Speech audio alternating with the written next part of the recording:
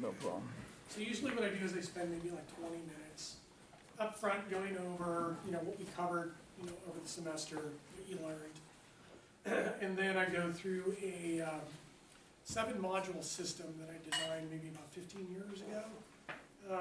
Over the last 20 years, I've advised a lot of students. Most of these students are newly graduated professionals, within their first 2 years out of college, to go over, advising, consulting, academic, professional, advising with them. And every, now and then I would come up with a model, to be able to communicate to them through some kind of cognitive imagery, so that they could remember, what I was talking about. And a friend of mine, Valerie Concello, she was like one of the top commercial real estate agents on the peninsula in San Mateo County. And I had been recruited to sit on the board of directors for Commercial Real Estate Women, which is probably one of the top, most prestigious commercial real estate women organizations in the Bay Area and actually in the United States too. And it was like when my friend called me up, it was like, oh my God, she's asking me to be on the board. It's like, and it's all a woman's organization. It's like, I'm pretty freaked out, right? I'm kind of scared about all of this. So, I thought about it, and I called her back, and unfortunately my dad passed away or was dying at the time, so I had to turn down the offer. And I said, well, give me a call. This was like August. And I said, give me a call after the first of the year. So literally in January, she called me back. And she said, we really would love to have you be, on the board with your academic background and research background and all your experience. We would love to have you, on the board of directors. And I'm going, holy shit. Now I got to make a decision, right? And then I was like totally scared because, it's like I'm the guy surrounded by all these badass women, right? So I said, okay, if I'm scared, I got to do it. So I said, yeah, I'll do it. So I went on the board for 2 years, basically took over the the programming side of it, the business, to basically put together all of the speaking engagements, which I kind of have done with the finance club here. So basically the first thing I did was I took over the programs and education committee and restructured it. And basically took it from a project-based division of the organization into a strategic division of the organization.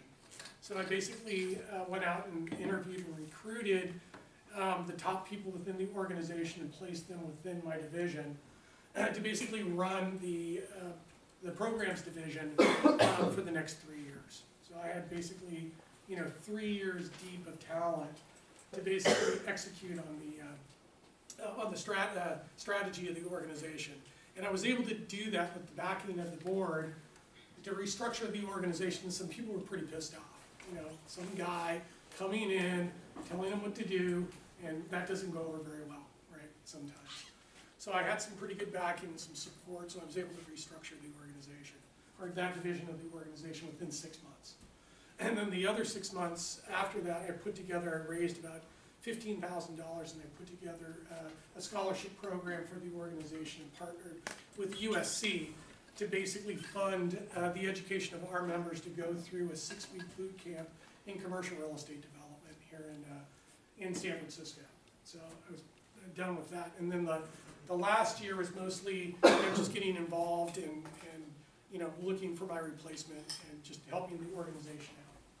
So Valerie had just become the president of the organization, or president-elect. And she came to me and she said, Larry, you're amazing, you've helped out so many people. I was wondering if you would help me now that I've become the president-elect and I'm going to be the president of the organization. I'd love to have you, coach me. And I was like, oh my God, I've never coached anybody at that level before or even asked to do it. So obviously I was really scared, and when I get scared, I say yes.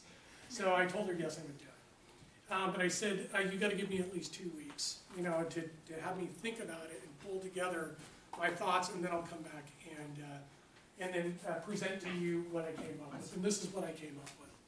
And I came up with this probably like 10 years ago.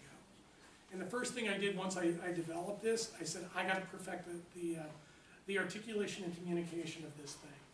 So I basically sat down with each one of my students and from four of my classes and met with them individually and wrote out 20 pages of notes and went through this presentation with them on a one-on-one basis. And then wrote the 20 pages of notes, which actually became their business strategy or business strategic plan for basically their life. So I perfected it. So that's what this presentation is all about, okay?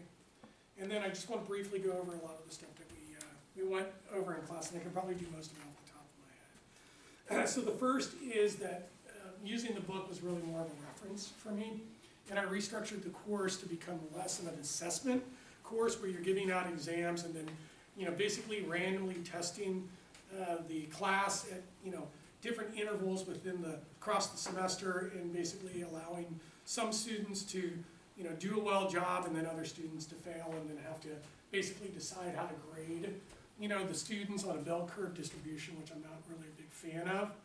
And so I basically deconstructed the class and basically said, okay, what we're going to do is we're going to create instruments, multiple instruments, and then assemble those instruments within deliverable packages, which basically replicate deliverable packages that are used in the corporate environment.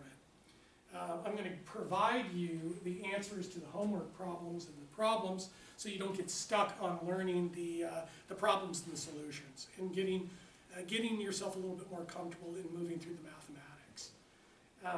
The exam, the quiz, was basically a synthesis of, well, the syllabus is a synthesis of basically the 25 years of my academic and professional experience. So if you read it, it's basically a primer, okay, of what you need to do to become successful in the finance career. And then I basically continued to develop the questions. So basically the quiz it was all case studies, basically, that I wrote. The same thing with the midterm was all case studies, but the midterm was more of an application as opposed to the quiz. It really dug deep into some of the theoretical challenges that we as professionals are confronting on a daily basis today, such as the yield curve, and yield curve dynamics, and monetary policy, fiscal policy issues, and political issues that affect both monetary and fiscal policy on a global basis. And basically how you basically take all of that stuff and you can drive it right into the discount rate. And basically if you know the direction of where the discount rate is going, you can forecast the value of both stocks, bonds, and real estate and where they're going to be in the future. So I had to talk about, you know, yield curves and yield curve dynamics, but really unorthodox monetary policy. Because we've never seen this much money printing in the history of the world, ever, okay? There's basically $40 trillion of printed money by global central banks in an unorthodox monetary policy regime that has never been conducted ever in history, so the outcomes really are unknown. We don't really have a theory, or economic or finance theory, to be able to assess what the long-term and short-term implications of this massive money printing has been. We do have an idea of what the implications and ramifications are going to be based on large fiscal budget deficits and large amounts of debt that sit outstanding, sitting on basically our country's balance sheets and other country balance sheets across the globe. So I had to delve into that too. We had to learn about, you know, monitoring the markets, you know, the 5 major asset classes: stocks, oil, gold, bonds, you know, and currency. We did touch on real estate to a certain degree, but I didn't add it as a major asset class, but it should be included in those memos also. So the idea was basically to train you on not only watching the markets, but also in the quiz, going through the Marshallian microeconomic supply-demand analyses around these major markets, and what factors shock the supply and the demand curve, to be able to understand what economic factors are going to drive prices up and down. And if you can understand those factors, and if you can understand where prices are going to go, you can make bets, you know, on, you know, participating in those market segments. You can use the derivatives to basically leverage your position and your knowledge of where these prices are going to go. And you could also use the derivatives to hedge off market risk that may be embedded within your portfolio or in your clients' portfolios. We also went through the modern and postmodern efficient frontier analysis, okay, where we took the efficient frontier for the portfolio, looked at the expected returns of the portfolio, looked at the standard deviation of the portfolio. We traced out the capital allocation line from the origin of the y-axis, which was the risk-free rate.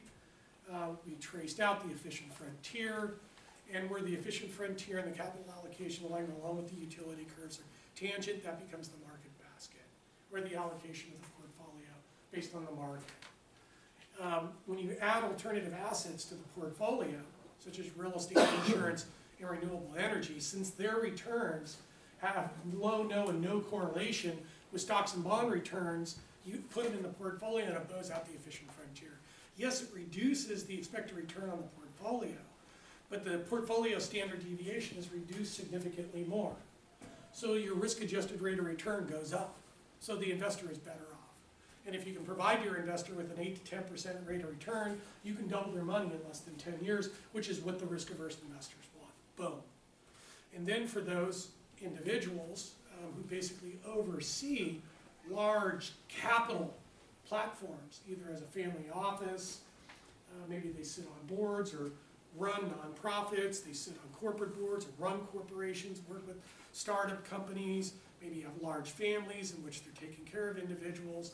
Those individuals need a lot of life insurance because mortality risk is probably the biggest risk that we all face in the future, right, is our own mortality. So how do you hedge that off? Well, you hedge it off using life insurance. And life insurance is a beautiful product.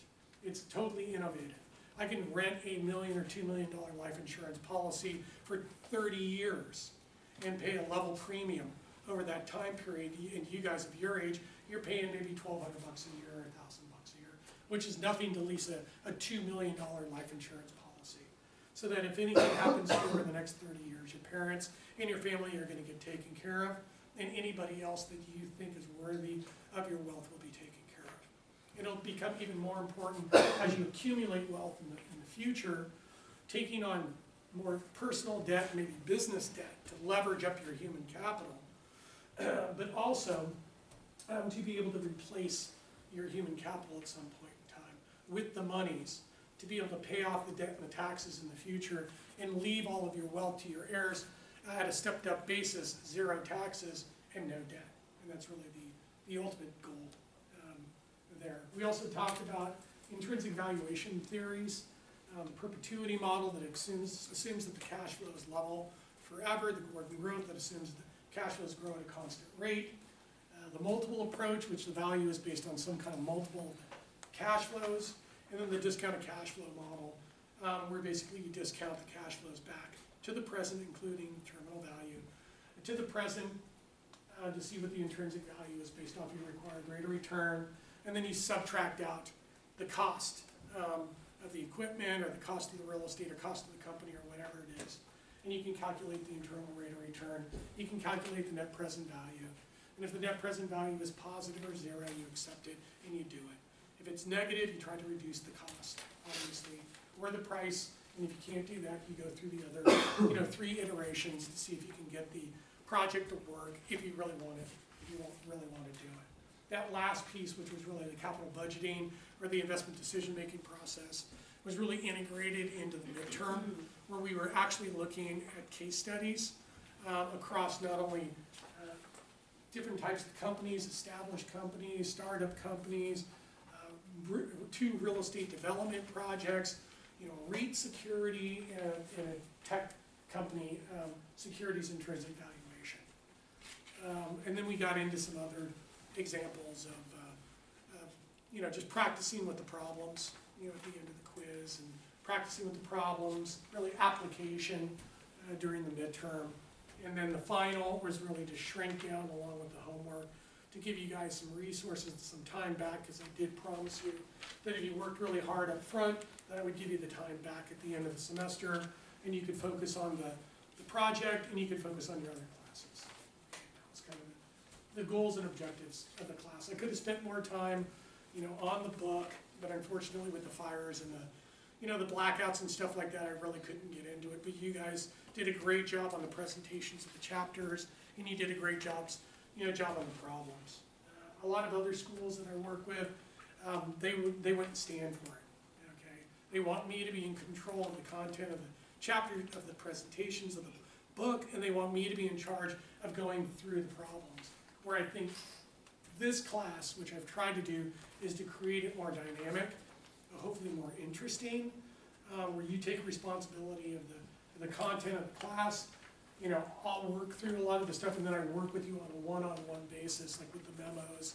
I walk you through your exams. If you're not completed on parts of the exams, or you're missing certain components of the theory, we sit down on a one-on-one basis and a relationship basis, and we work through it, and I show you basically what you did well, and then what little pieces you needed to fix to get to the grade. Okay, so I don't really focus, on these intermittent exams that really creates a bell curve, and the people in the 90th or upper 75th percentile succeed, and everybody else is compromised on the grade. I really focus on the bottom 75th percentile and really drive them to the A.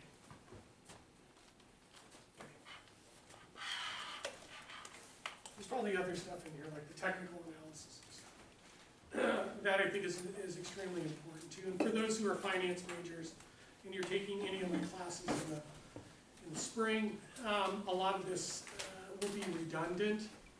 We'll bring a lot of this stuff back into the class. We'll create we'll refresh the foundation, and then we'll start moving forward in more intense applications and more business applications to actually do what is done in business at the quality of business, to be able to show prospective employers for internship jobs that you've done that type of work, and make them think that you have years of experience or graduate school experience, and you don't, but you do. Okay? You do. There's no difference to me between graduate students and undergraduate students. The capabilities of the undergraduate students are just as high as the graduate students. It's just a lot of professors and people don't think that. I'm totally convinced that you guys are brilliant and that you're capable. Okay. So let's do the exit lecture. And if I do start bawling every now and then, slap me a little bit. I'll come back to earth. Okay, so there's 7 modules. This is the first module. Okay. So the first module is basically set up where I've come to the realization, and it shows in my background, that I don't believe in one discipline.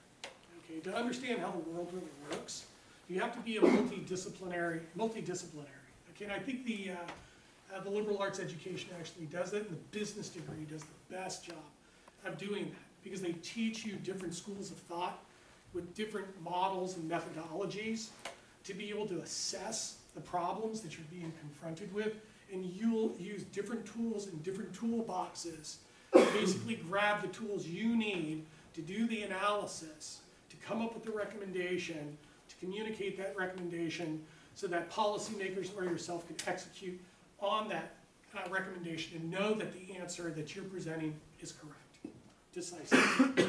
So the first thing we need to understand, well, first, the dependent variable is the value of the equity. Okay, that's really all we need to know. Can we forecast the value of the equity? The equity of the stocks, maybe the corporate bond price, directions, real estate equity value directions, and the most important is your personal human equity. And that's why you're here, is you're accumulating human equity to get a return on your equity investments, which is yourself, to then monetize that and commercialize that in your career over the next 40 years. But you have to understand that to be able to forecast the value of equity, you have to understand multiple disciplines. Okay, you got to understand the accounting, both the financial and the managerial, not only for operations and benchmarking and variance analysis and budgeting on the managerial side, but also the financial reporting and rolling up those financial statements based on the performance of the organization, and then presenting those financial statements to investors to be able to raise the capital that you need to expand the organization based on the demand for your products and services. You also need to understand finance, because once you've rolled up those financials and start going to the marketplace, either for private equity funds or raising stock in the stock market or raising bonds in the bond market or going to the bank, you got to show them the financial statements, and you got to show them that your company was able to meet the the milestones and the benchmarks and be able to show them and present them your ability to perform so that they can get paid back. The finance is also related to the economic theory. Okay, you have to understand macroeconomics and microeconomics. You got to understand monetary policy. You got to understand fiscal policy. And we know that if taxes go up, right, the value of your equity goes down. If taxes go down, the value of your equity goes up. If interest rates go down, the value of your equity goes up. If interest rates go down, if the interest rates go down, the value of your equity goes up. And if interest rates go up, the value of your equity goes down. The economies, we are in a democratic capitalistic system here, although it's shifted a lot since the financial crisis, and even prior to that. But the economies are basically coordinated, not only domestically at the federal level through institutions, but also globally now. There's coordinated institutional coordination in these democratic, capitalistic, or quasi-democratic capitalistic systems. And the policies that are brought down upon us that basically cause us to act and react and be penalized or be rewarded are basically through the political science and the policy making. Either policy can be brought up from us, look at Hong Kong, from the populace, or they can be initiated by Congress, where the president can bring policies to be debated, formulated, and then brought through the House and the Senate, and then written, signed off by the president, that then becomes law, and then it is administered through the bureaucracy and the institutions for intended and unintended outcomes, or consequences, or negative or positive externalities. So you have to understand not only these, but also the political science and the policy formation, which then becomes law once it's enacted. Then the laws are administered through the bureaucracies that then have an impact on the capital markets and on the value of your own human equity. If you look at our system, our legal system, it's basically based on philosophy and philosophical systems. And ours was taken from the Western Europeans. If you look at the founding fathers, they were all basically philosophers, and they all came from Europe. They basically took the best, tried to get rid of the worst aspects of the monarchy system. And if you look at basically how our system works here and in Western Europe and on a global basis, it's basically on Western philosophies and philosophers such as Jean-Jacques Rousseau, John Stuart Mill, Adam Smith. Those are just a handful of philosophers that have influenced how our culture and our system works. If you look at the philosophical systems, they're basically just a derivative of theological systems that date back 5,000, 7,000, 10,000 years. You can look at the structures of these theocracies and theologies, either Buddhism, Taoism, Shintoism, Islam. They date back thousands of years. If you look at the structure and how our culture is actually managed, very similar, but we're not under a theocracy, we're under a democratic capitalistic system. But the institutional structures are still very similar. The power structures are still very similar. And what keeps these institutions basically aligned to relate and interrelate with each other, and the variables within each of these equations to interact and react to each other is really psychology. Our cognitive capabilities to actually understand things and communicate things. And being here in places like St. Mary's, or the Bay Area, or LA, or US is very different than being in Idlib, or in Baghdad, or even in, Buenos Aires, or other places that are, or Mexico City, some places that are going through major social unrest and major social issues where you're seeing a collapse of democratic capitalistic institutions within those societies. So it's really psychology, and at the end of the day, sociology. So there are variables in these models. This is a social science model. There are variables in one model that are also in the other. Each social science model has 50 variables in it. There's 1, 2, 3, 4, 5, 6, 7, 8, 9, 10, basically equations with 50 variables in it. So it's a 10 by 50 factorial, which makes it completely impossible to solve in a continuous basis until recently, where we now have quantum computing and major advancements in technology, both in data processing and storage, to be able to try to attempt to solve this equation simultaneously. But this equation could be solved simultaneously years ago, because you, the individual, you, yourself, has the intellectual capability and the biological capability to solve this equation the 10 by 50 factorial in your brain. And how is that possible? Because your brain transacts 1 trillion transactions per day. 1 trillion. Your ability just to communicate with each other just exemplifies the advancement of the evolution of our species. So you already have the capability of being able to solve this, multiple simultaneous regression equations simultaneously in your brain. The question is, do you understand the power that you have in being able to solve this problem?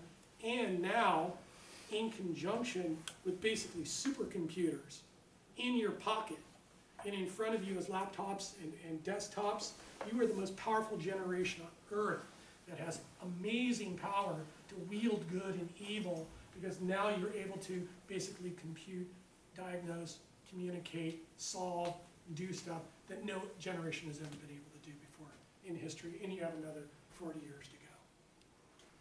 So how does it all relate to linguistics?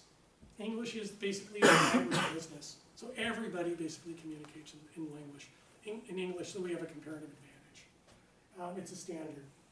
Culture, if you go to other places in the world, they all dress like us. They all talk in English. Basically, we have a convergence of culture. Even though they're distinct, we can all communicate with each other on basically the same level on a global basis now, which is amazing. We now have telecommunications technology. And one of the biggest reflection of civilization, in my view, or the reflection of a civilized society, is the architecture. I mean, look at this. This place is freaking gorgeous, right? You go to downtown San Francisco, you go to Hong Kong, you go to Tokyo, you go to Buenos Aires, you go to London, you go to, Beijing, you go to Singapore, you go all over the world, they all pretty much look the same, right? Huge office towers concentrated in one CBD, and if you're lucky, they have some type of Chicago style or some kind of innovative style of architecture that reflects the advancement of their civilization. It's amazing, okay? So we're all together, we're all the same. So the major takeaways from this is it's a machine learning, it's a machine language learning solution, it's AI. We can now solve this now, but we've been able to solve it in our brain, this as our own operating system, historically forever, because we've had the most advanced biological machine ever designed. It's basically how the world works. It's a social science-based complex system of institutions and equations. There are variables in one equation that are also in the other. It's multi-institutional. You have to solve it simultaneously through simultaneous equation solution. It's a multiple regression and a big data solution. And it's biological processing with infinite storage and infinite processing capabilities. Your brain is amazing. The question is do you understand that? I would say a lot of people don't. They take it for granted. But hopefully now you do. That you have the most amazing supercomputer sitting on your shoulders right now. And you can solve anything. You can do anything. The next is organizational design and diagnostics. Okay. When I'm talking to people, first thing I'm doing is, where did this person come from? Where did they grow up? Where did they go to college? What company do they work at? What are their positions within the company? Who are their networks? I want to know everything about them. And basically organizations, this is probably a lot of review for you guys, but it's more an application. As the first thing I want to do is, are these people down here in the virtual realm of the organization, where they're working on maybe cross-functional projects? They're basically team-based, they rotate. There's just certain people that think a certain way, and they want to work as project or program managers. They want to work cross-functionally in cross-functional teams, and they love the creativity and they love the diversity of working with different people, not only up and down the organization, but across the organization on a project or a program basis. So the first thing you got to do is kind of understand where not only you are, but where they are, okay? And then that kind of gives you an idea of their linguistics, their language, their background, how to talk to them. Because you're going to talk to a marketing person differently than an accounting and a finance person, or an ops person, or a salesperson. So you got to know how to adapt very quickly your psychology to change your language to be able to communicate with the people at their level. There's no translation. If there's translation, they'll get disinterested and frustrated. If you can talk to them on your level with their language, boom, you're going to be able to solve the problem in like a quarter of the time. If they're going to have to translate for you because you don't want to learn marketing or you don't want to learn finance, you don't want to talk about it, you don't want to communicate in it for some reason, you're just shutting yourself on a language, okay? And that'll limit your capabilities in your career. I know that everybody, or I hope everybody at some point in time, wants to move up the organization. The question is, well, what are the criteria that you need to be able to move up to a managerial position and oversee these teams, or move up to an executive vice president or managing director position? And can you communicate with the CEO, the CFO, the CIO, the board of directors at that strategic and tactical level, and bring that language down to the operating level to get the stuff done that needs to get done as a mid-level manager? And maybe you do want to go up here at some point in time, and if you do, there's going to be a lot of sacrifice that you're going to have to do to get up here. It's not free. A lot of people give up a lot to get up here. The question is, do you understand what it takes to move up? You may get stuck in one area down here. You want to move up. I can't move up in the company. They can get out of the company. Okay? Or maybe you're going to have to move laterally to move up. Doesn't matter. You're going to get there at some point. So can you diagnose the organizational structure of the company and lay out a plan, a logistics plan, to move up the organization? Okay, major takeaway from that. First thing you got to do is scan the organizational structure. Okay, understand where these people are coming from. You got to understand how the organizations are designed by industry.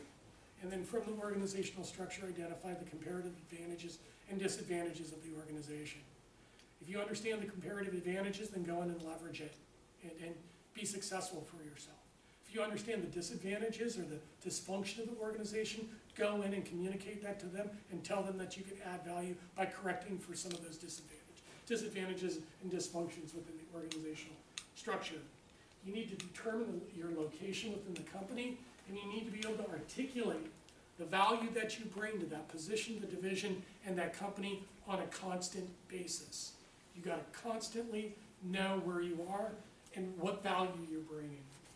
You got to understand how to navigate and do arbitrage your human capital. You got to understand how to build and accumulate human capital. You're doing it now within school, but when you get into the career, it's going to accelerate, and you're going to have to know exactly what you're doing and what you're going to do at what period of time, and make those decisions so you don't destroy your human capital. You build it and accumulate it. You got to be willing to move. If they're not giving you what you want within the time period you want, leave. If somebody gives you an offer and it's a good offer and you're willing to take the risk, take it. Do not sit there and be miserable or myopic because you're destroying your human capital. And it's going to be really hard for you to make that return up. So you have to be decisive. You got to be able to communicate both vertically and horizontally to people within the organization speaking their language, and you got to be ready to go at all times. If somebody presents an opportunity to you and it makes sense and you trust the person and it looks like the opportunity and you're willing to take it and take the risk, do it. Don't wait around. You don't need to. Before, we used to have to wait at least maybe 5 or 3 years to move. That culture is not around anymore. Things have changed significantly. The culture's changed over the last 10 years as the millennials have come in and Gen Xers have taken over. The next is you got to have a plan. Okay? I don't know what I'm going to do. Really? Okay, let's get a plan together. I want to be this. Really? How are you going to get there? Okay? So you got to get a plan. And your plan, it's got to be like a 30, 40-year plan.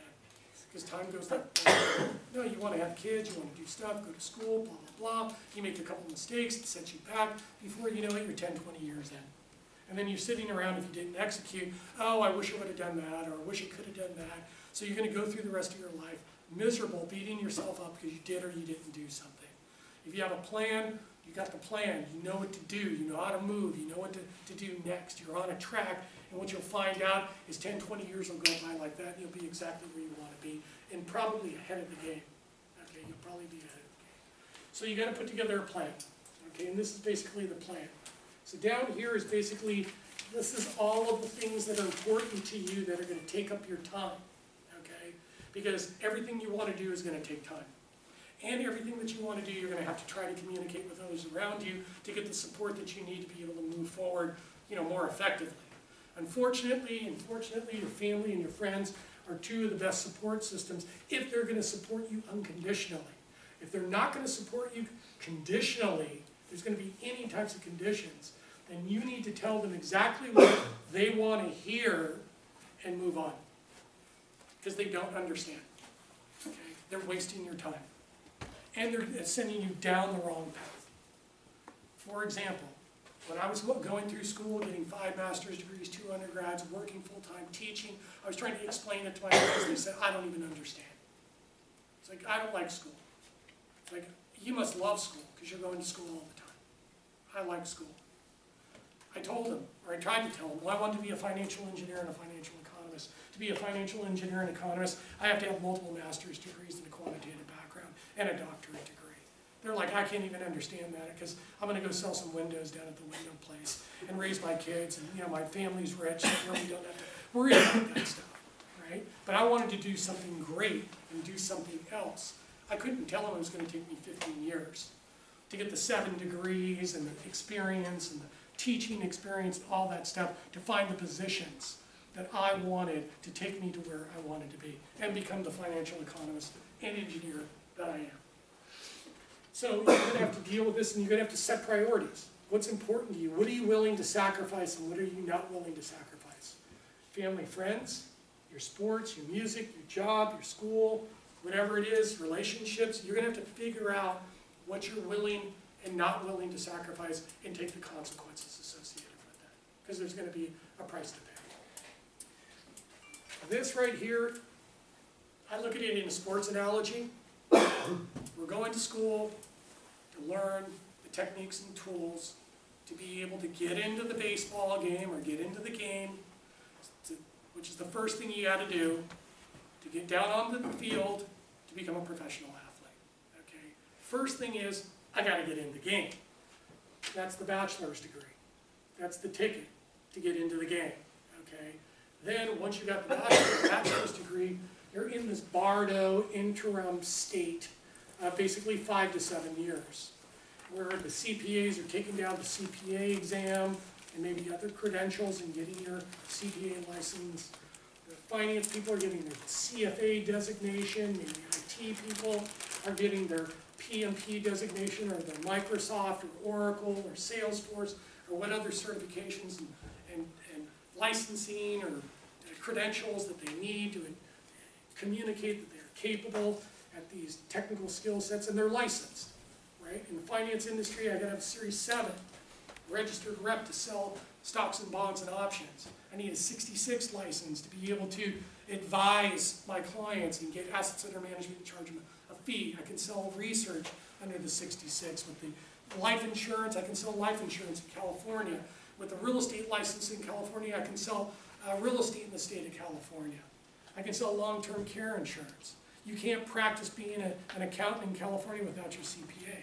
You can't practice being an attorney in the state of California without passing the bar.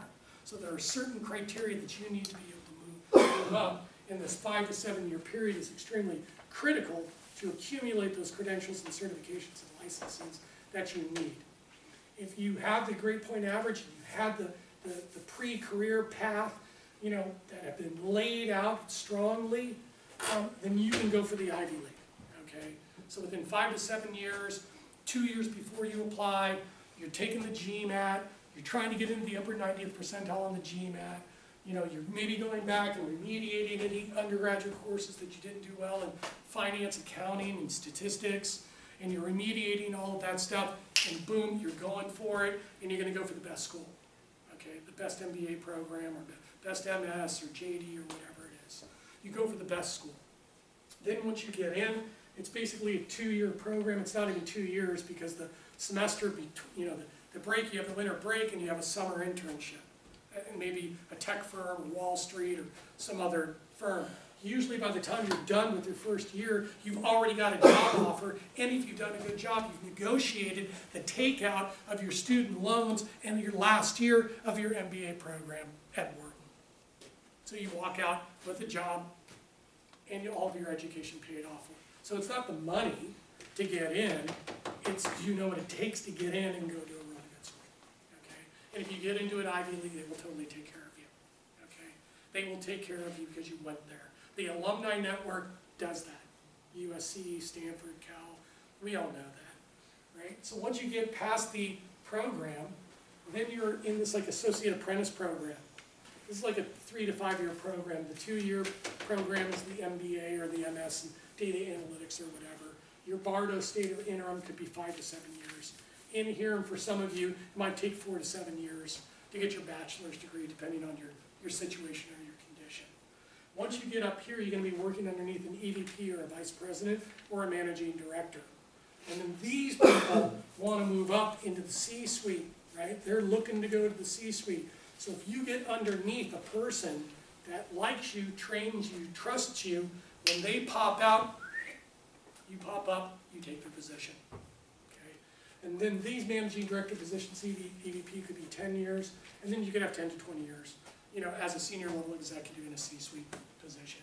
You could be up there probably until you're 65, maybe 70 at the latest, but most people want to transition out, you know, the executive position probably in their mid-50s, you know, or mid-60s, because the stress is just too high, and you need to bring in young blood, you know, to take over the organization and show the energy. So this is pretty amazing. So we're looking at basically 40 years, 30, 40 years, right? Right there. Right there, 30, 40 years. What's amazing is if you understand all this and you're on this track, you're going to be an extremely successful and you're going to be an extremely wealthy individual. Okay? But the sad part of the story is that, let's just do some basic math here. Let's say you have a 20, 30, maybe 40-year career. You're going to make, on average, 100 grand a year.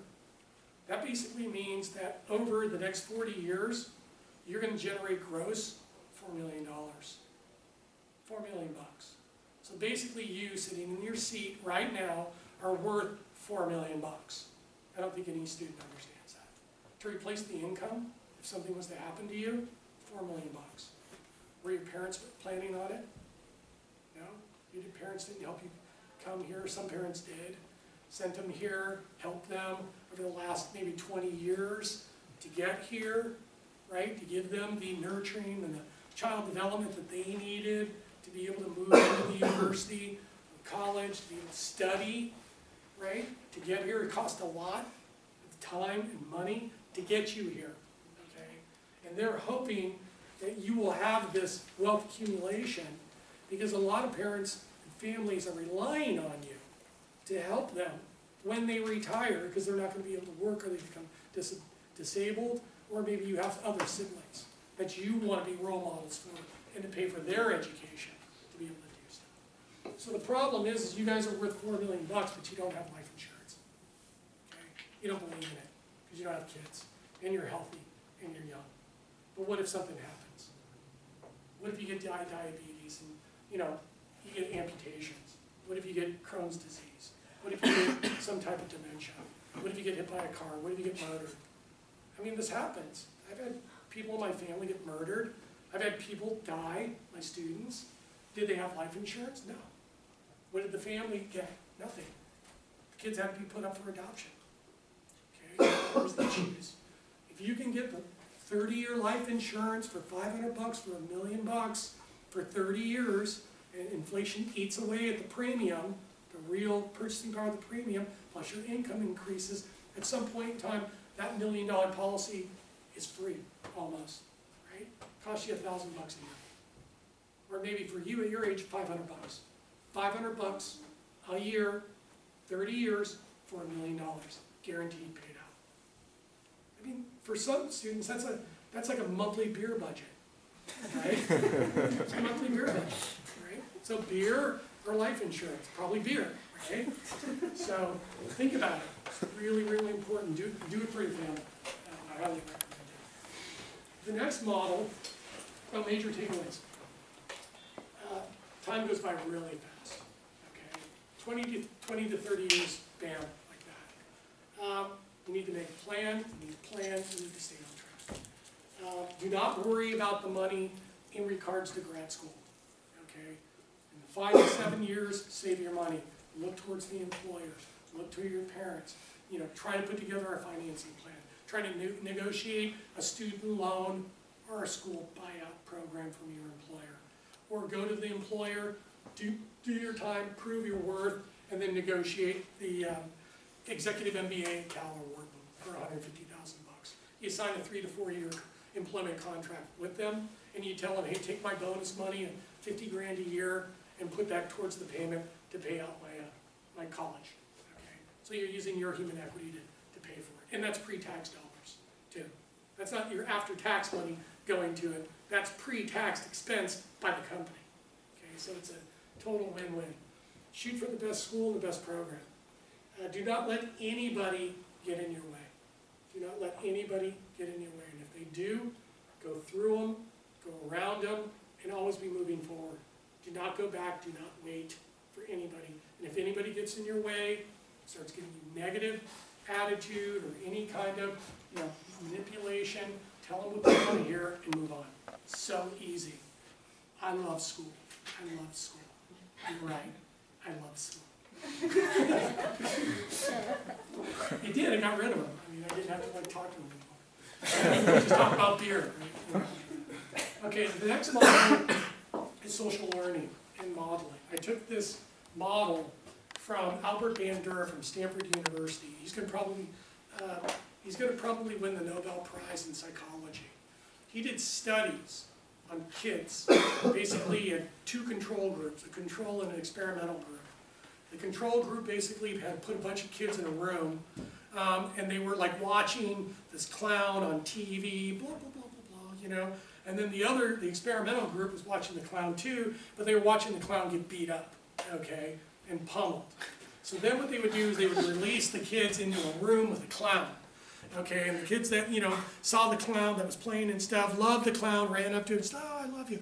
And then the other clown, when they opened the door, they went up and they just started beating on the clown. Okay. So the theory is that there's modeling. Okay, we all model other individuals and other individual behaviors, either cognitively or uncognitively, right? And we usually end up modeling the people around us. Usually it's our parents first, and then it's our, maybe our siblings, and then our, the aunts and uncles, and then, maybe our friends. Okay, but we model other people's behaviors, articulations, we model their behavior. So we have this ideal persona, this ideal self. I know you, like me, I don't see myself being a student the rest of my life. I see myself being a professional at some point in time, commanding respect and the income, raising a family and being able to do the things that I want to do. I see other people out there that have done it already that I want to model and emulate their attributes. Those attributes end up becoming my ideal self that I'm shooting for, and my target self. So I see all of these people and I understand their attributes, and I basically take the best of the attributes and I create an ideal and a target self. But the problem is I'm down here. This is my actual self. I'm not here yet. So there's a gap, there's a cognitive dissonance between where I want to be and where I am. The question is, how do you get there? How do you close the cognitive dissonance? How do you close the gap? Well, the way that you do it is you do it through self-efficacy. Through self-efficacy. Through the process of learning, taking risks, and failing, but not looking at failure as a genetic predisposition. I'm bad at math, I'm not going to do math. I really like people, I want to manage people. They don't look at failures as genetic predispositions, they just look at it as lack of information and lack of persistence and perseverance. So what they do is they keep trying and trying and trying again to get the information that they need to succeed, to be able to close this cognitive dissonance gap. Whew. There are 2 types of individuals, extreme individuals, that I run into constantly. Professor Sousa, I want to be an analyst, I want to be in the back, I love the science and the math, my parents were science and mathematicians, I really like it, I have a genetic predisposition in math and science, it comes easy to me, I want to go over to the math and science side, because I've seen a lot of people become extremely successful doing it. I don't like the people side, I don't want to do sales, I don't want to do management, I don't work well with people, I don't want to do that. Then it's the management and sales people. Oh, I'm great with people like me, I can sell them anything. I really don't like the math stuff. I was told I wasn't good in math. I'm not good at math. I don't want to do the math and science stuff. I just want to, be on the management and sales side because I'm not good at that, and I'm really good at this. And I have a genetic predisposition towards people, and I've seen my parents and people around me become successful, and I don't have to deal with that side.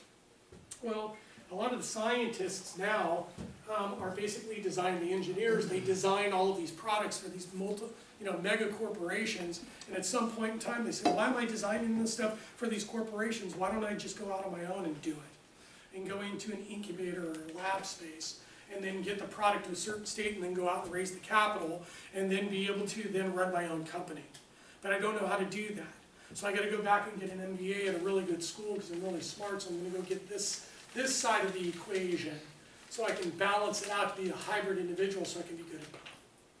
And then the other person who has the management and sales side of it gets an opportunity to sell high-tech equipment or biopharmaceuticals or bioscientific equipment, products and services. Well, they're going to need some of the science and math. Not a problem. I'm just going to learn how to do that even though I maybe don't like it or I'm not comfortable with it. I'm still going to do it. I'm going to get good at it, and I'm going to be this hybrid individual where I'm actually good at both. So it's not one, in my view, it's not one or the other. We're actually good at both. We've just been conditioned or manipulated to think that we're better in one area than the other when we're actually good at both.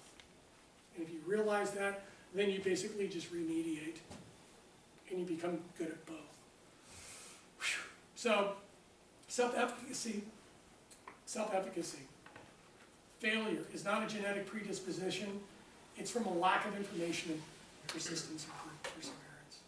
So what is the benefit of this psychology? And how am I doing on time? 20 minutes. Okay, I'll have to speed it up a little bit. What is the benefit of this, of understanding the psychological model? Well, once you reach the state, you will have the persona, personality, and the presence when you walk into a room. You will command the room. You will have the presence, and obviously they're going to look at your dress. The first thing they'll look at, but you'll have the charisma.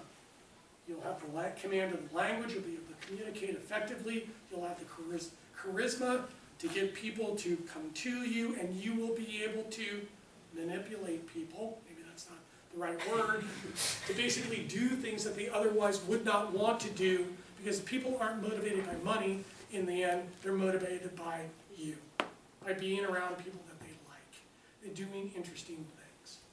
So you end up taking on the leadership roles with the charismatic power to be able to get people to do things that they otherwise would not do. And you'll be able to persuade them to do it. But here's the key to the whole thing. You will then end up being a model for other individuals that come after you. People will be looking to you to take them with you on your journey. And then you will make that decisive decision. And this will be a life decision on your part and more their part, and decide if you want to take them with you or not. And I've turned down a lot of people. Okay, I want to come with you, take me with you, let's do business together, I want to do business with you, let's do, no. Psychotic behavior, somewhat pathological, you're totally neurotic, right? It's like, I don't trust you, and you waste my time, okay? So, you get to choose, and there will be people that want to go with you, okay? That want to go with you, okay? And you get to choose who you're taking with you. And most people take their family first, to a certain degree. The next, to be able to do this, is you have to have extremely effective time management skills. You got to lay out your strategic plan, your 5-year plan. You got to update it every year going out 5 years. You have to have goals and objectives basically set out, ranked from high to low.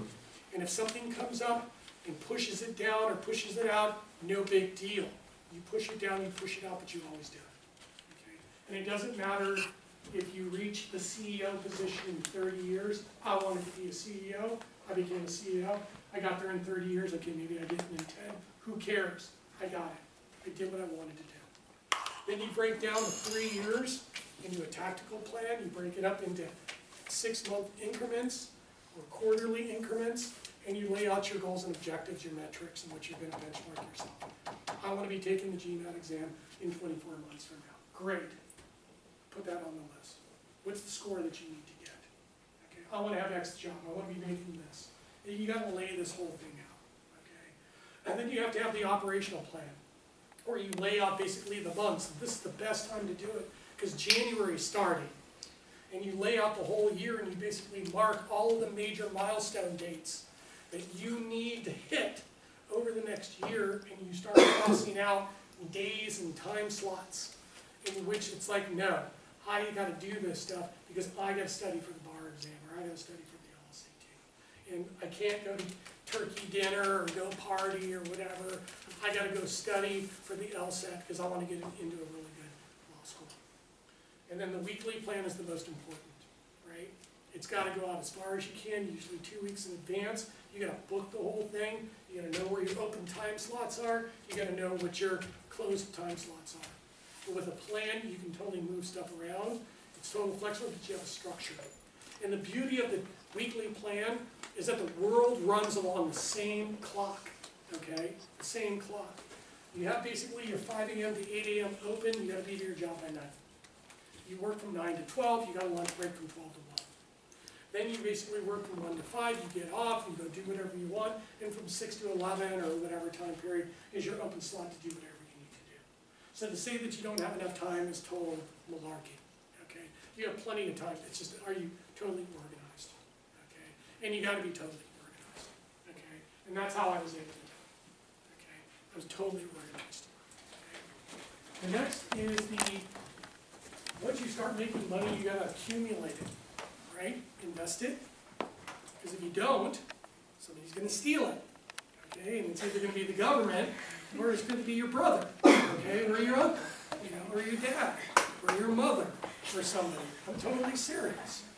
I got friends, I got clients. Professor Souza, it's like my brother, you know, stole my money. It's like, well, why did you, put his name on your bank account, right? You know, why did you sign over the rights to the house of your parents to your sister, okay? Why did they change the beneficiaries on their life insurance policy to your brother, right? They're going to steal your money. People are going to steal your money, okay?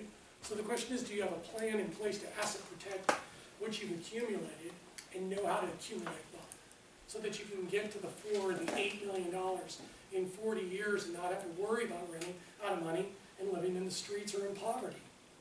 So what you got to be able to do is you got to have a plan on how to accumulate. And this basically lays out, you're going to put money in qualified accounts, 401ks, SEP IRAs, qualified accounts, okay? And you're going to have probably up to 25% of your wealth and cash flow going into these qualified accounts.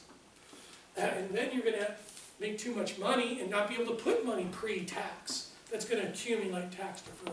You're going to have to spend the taxes, pay the taxes, and then invest in the after-tax realm.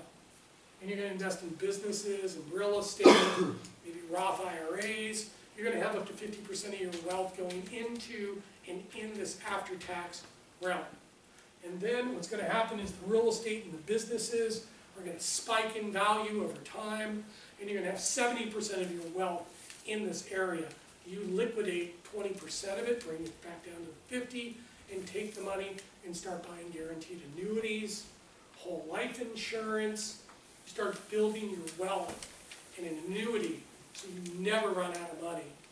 And then when you do pass away, the money and all the assets go to your heirs at a stepped-up basis debt-free. I'll talk about that in a second.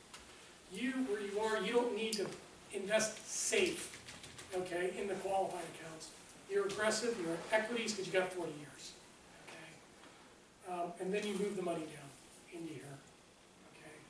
So how do you accumulate the wealth? Well, here are the tools to accumulate wealth. First, it's risk management and investment management. Risk management. First thing you do is you get a convertible term insurance policy, life insurance. That can be converted to whole life. So because the term will run out at some point in time. Now, I got kids. I want to make sure that my kids have money when I pass away. So I don't want the term insurance to term out. So I'm going to convert it to whole life insurance and accumulate all this cash value. And it's going to be permanent insurance, so it's guaranteed to pay $1 million out to my kids. So they're guaranteed $1 million. And I can borrow on the cash value in the life insurance, pull it out tax-free. And if I don't go above the estate tax ceiling, when the death benefit is paid out, there's no taxes. So how many times did I say no taxes, or tax-free? Yeah, is that smart? Yeah, totally. So you got to do it through the life insurance. Variable, universal, whole life. And you got to convert the term into these wealth accumulating, asset protected investment vehicles. Then you got to get long-term care unless you're going to be taking care of, planning your kids, taking care of yourself when you're 80 years old, you know, in a convalescent, you know, place, or 90. So you might need long-term care, which is great because you can, if you have your own business, you can deduct the premiums for you and your wife through the corporation for the long-term care premium, so that when you reach that age and you can't do two daily functions, and you start to claim your long-term care, you're not blowing through all of your wealth and taking the wealth of all your kids because you didn't do any planning ahead of time. So you basically just wiped out the savings of not only yourself but your kids. Okay. Now you need disability insurance, and they're going to put disability insurance on you as a corporate executive. They're going to put it on you. And you're going to have to be, go through underwriting for that. And you're going to have to go through underwriting for this too. And if you get too old and you can't go through underwriting, this is off the table. Done. So you got to go over to here.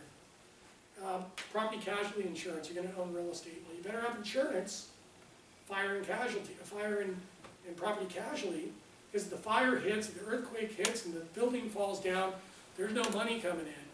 The value of the property has just been destroyed. You're probably going to default on the loan, the bank's probably going to take the property, okay, because you didn't have it. And then business umbrella insurance. You're going to be a very successful executive, running your own businesses, maybe startup companies.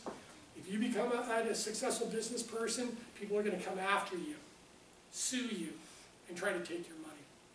So you got to have the badass attorneys from New York to fly out when somebody starts messing with you, and have them take them out so they don't take you out.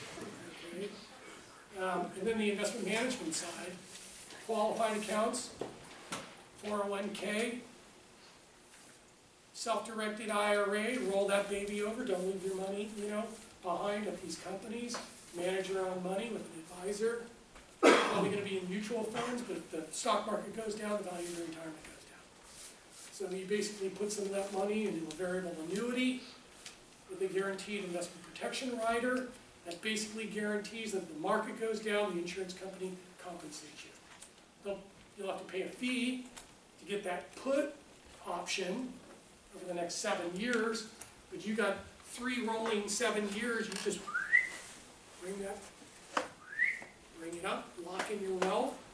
Make sure if any downturns, you lock that baby in. If you lose any money, the insurance pays you back. Okay? You don't lose any money. It's guaranteed that you don't lose any money. Guaranteed future income annuity. I'm 50 years old. I got $1 million laying around in my qualified account or in my bank account. I buy this future annuity so that in 20 years, when I'm 70 years old, New York Life Insurance gives me $100,000 a year for the rest of my life. Or my wife and my life. I die, she gets the $100,000 for the rest of her life. Guaranteed. Okay? You don't lose any money. And then fixed annuities, that's what you get when you're like 90 years old and you don't want to take any risk whatsoever. Okay? You're kind of at the end. Okay? So you're super conservative. Non-qualified, you're going to max this stuff out, you're going to get thrown over here. Money into the stock market, money into the bond market, you need liquidity because I want to buy a car. G.I. Joe with the Kung Fu grip for my kids, right? The BMW, the house, whatever. So I want my money to be working for me, but I want to be able to pull the money out, liquidate it, pay the capital gains tax, use it for the down payment on the house. I can also use these variable annuities with the investment protection rider. After tax, plow the money in, the money accumulates tax deferred, and I only pay the taxes when I pull the money out. I can even do it with the guaranteed future income annuity too. This one's great because when I gave them $1 million, as I start to take the 100 grand, like 33%, 33 grand of the 100 grand is a return of principal. So it's tax deductible. It's pretty awesome. You do this, that's the tortoise approach to accumulating wealth. You stick to that program, you'll have your $4 million. Guaranteed. And these structures are asset protected too. So if anybody tries to steal your stuff, they can't get to it because they're in these contracts. Okay? They're in these vehicles that are protected, unless you sign away the rights to your brother or sister or something. How much time do I have? 5 minutes. Okay. Lastly, you're going to be accumulating assets outside of a trust, fractional interest in businesses and in real estate. When you reach a certain age, you're going to take those assets and you're going to put them into an irrevocable trust. Okay? Asset protected. Then what you're going to do is you're going to set up an ILIT, an irrevocable life insurance trust. And a life insurance trust is going to be the beneficiary of the life insurance policy. And the income coming off of the businesses and stuff are going to pay the premiums for this life insurance policy. So that what happens is when you die, the assets that you have in the irrevocable trust go to your heirs at a stepped-up basis, 0 taxes. Okay? The assets out here, they're outside the trust, they may be in a living trust, but they're not in the irrevocable trust. So they're subject to taxation. And if you blow through the estate tax ceiling, or there's tax consequences here for the heirs, you didn't leave them assets, you left them liabilities. Because, honey, we got to sell these assets at a deep, deep discount to pay the taxes that we might actually be able to afford the taxes. So a lot of times without the estate planning, people are giving liabilities to their family in tax consequences, where the insurance solves the problem. Because the life insurance, if it's enough to cover the taxes and the personal and business debt and the real estate debt, when you pass away, boom, it goes in here, takes out the mortgage, it takes out the business debt and liabilities, takes out the liabilities, takes out the taxes, and all of the assets go to the heirs, tax-free and debt-free. Thanks, Dad. Thanks, Mom. You guys are awesome. If you guys don't do this, you're looking at taxes. And I don't know about you, but I love taxes. Love them. Love taxes. Love income taxes. You know, 39 to 70%. Love it. Bring it on. State, federal taxes. California. Oh man, I love the state of California. Taxes. Capital gains tax, 20%. Recapture tax on your real estate, 25%. Transfer tax on the real estate, 10%. Retail sales tax in San Francisco, 10%. There's other stuff in there. I love it. Bring it on. I love it. Love the insurance. Love the taxes. Love it. I love Uncle Sam. They're so nice. Okay, so the last part, and then I'm done, is asset estate planning. Okay? First thing you need to do is to get a will. Okay? Get a will now, okay, with a medical directive in it. That basically states if something happens to you and you become comatose in a hospital and you don't have insurance, they can pull the plug on you. Okay? Because you're going to drain all of your family's assets and you're going to wipe them out, okay, to keep you alive. So you get the medical director and you put it in the will. I'm sorry, I'm being brutally honest. Then you get if you do have assets, and you should check this all out for your parents, right, and your grandparents too. You should make sure that they're following this, because you don't know you're going to get the money. Everybody thinks they're going to get the money. You don't even know if you're going to get the money, unless you're on the bank accounts and on the wills and in the trusts and on the bank accounts and all that stuff. Yeah, honey, I'm going to leave you my money. Yeah, show me I'll sign it. Give me the paperwork. I'll sign it. You know, and then I'll know that I'm going to get it. If you don't sign it and you're not on the paper, you ain't going to get it. Somebody else is going to get it. You got to set up the irrevocable trusts in your 80s, okay, to make sure it transfers effectively. These are two of my favorites right here: the Dynasty Trust and the Generation Skipping. This is my favorite. Hello? Mom, how are you? Good morning. Yes, oh, I'm just here this morning fixing waffles and berries for Johnny and Gina. What? What? You did what? Oh, honey, we set up a Dynasty Trust and Generation Skipping Trust. We just wanted to call you and tell you weren't getting anything. Johnny and Ginny, the grad kids, are getting everything. Because you guys are so successful, you don't need the money. Charitable Remainder Trust, extremely effective way of basically pulling money out of your assets, and then basically your assets go to the charity at some point in time in the future. And then there's intentionally defective trusts and other types of international trust structures that are really set up for different families with different unique situations that need to either asset protect or create some kind of tax efficiency to transfer the wealth, generation to generation.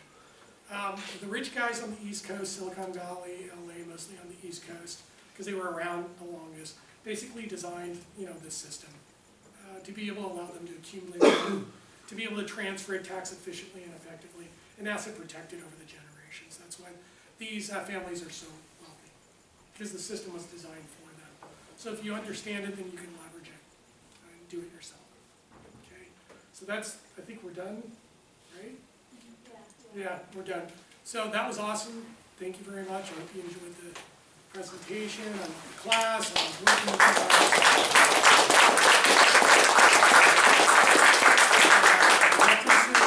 References, letters of recommendation, grad school, jobs, internships. Let me know how I can help you. Okay? Awesome. So you can give me your deliverables if you got them.